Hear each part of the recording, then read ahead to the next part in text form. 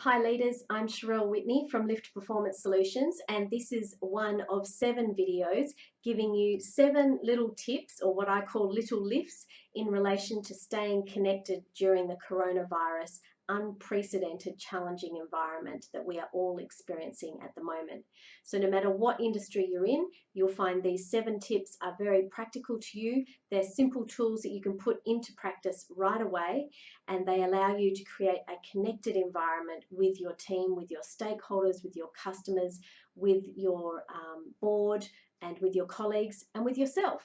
Because as leaders, we are the ones being looked to for clarity, for calm, and for courage. We need to continue to engage. We need to continue to be influencing the things that we can, and we need to get our energy from somewhere. So I'm hoping that Lift provides you with these free little lifts that help you stay connected with yourself, with your team.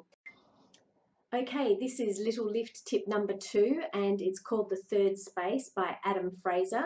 Dr. Adam Fraser did a huge amount of research around the third space with high performance athletes as well as leaders in the corporate sector.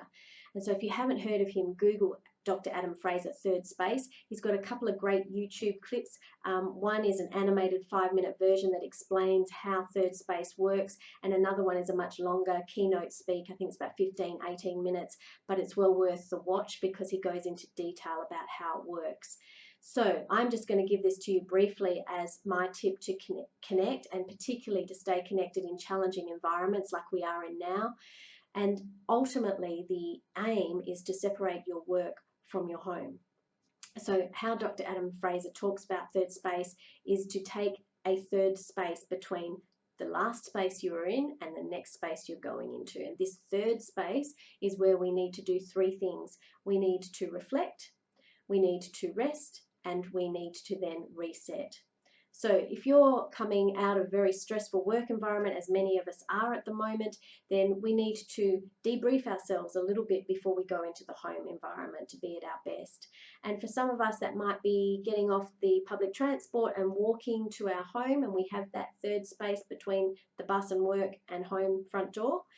For others, it might be driving home and we sit in the garage, or we might get out of the car and go and sit in our front yard before we actually go into the house. But wherever you can find that third space, this is what you need to do. You need to sit quietly and reflect on your working day and go, okay, 2 questions. 1, what worked well? What was I happy with in myself? And be kind to yourself when you're doing that review.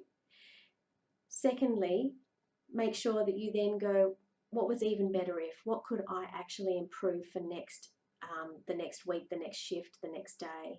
And in that process, you might include improvements, or there might be something that went terribly wrong that you can learn something from, even if it's just as much as little as don't do that again. But there's always something that we learn from our failures far more than we learn from our successes. So that's the first stage, is to debrief yourself, and Dr. Adam Fraser calls that the reflection. So reflect. I use the tool what worked well, even better if. And if you're one of those people that's quite harsh on yourself, critically thinking all the time, there's a little trick you can use, which is to ask yourself, what would my best friend say I did well today? What would someone who loves and cares about me say I did well today? What would my coach say I did well today?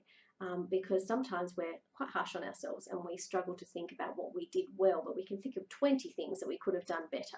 So we want to balance that out in the reflection. Then the second stage is to rest. Now, the way I rest is I notice I breathe a lot in my upper chest. To get down into my lower chest, I need to relax my shoulders. Sometimes I need to close my eyes. I need to sit there quietly and consciously breathe into my lower stomach. And when I do that, sometimes I realize it's the first time I've done it all day. So that's a way that I bring myself into a restful state. For those of you that meditate regularly, you might find 15, 20 seconds, maybe even a minute of meditation, a mantra that you might have, might bring you into that state. It's a short, restful state because the whole process is actually only taking, a few minutes. It can take as long as you like, but it takes a few minutes to do it effectively.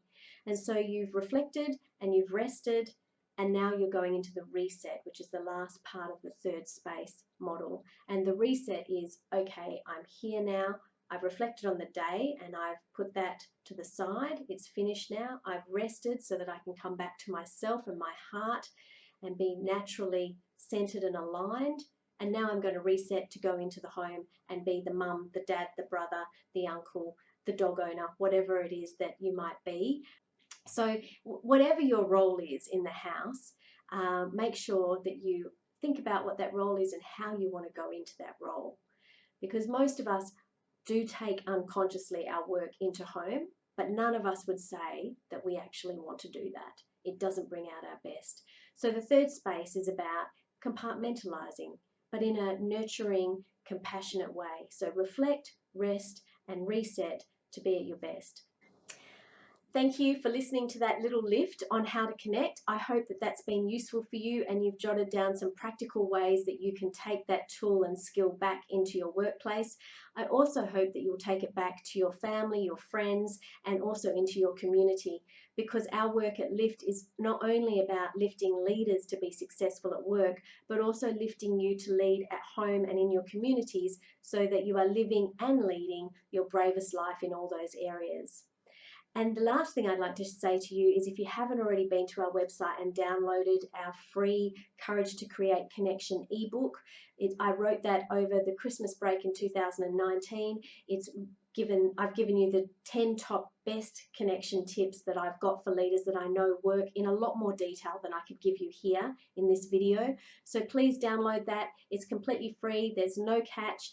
I just want you to have that resource at your in your toolkit so that you can use it whenever you need to create connection, which is the #1 thing that great leaders do well. Great, thank you. Stay connected with Lift. I look forward to you watching another little lift soon.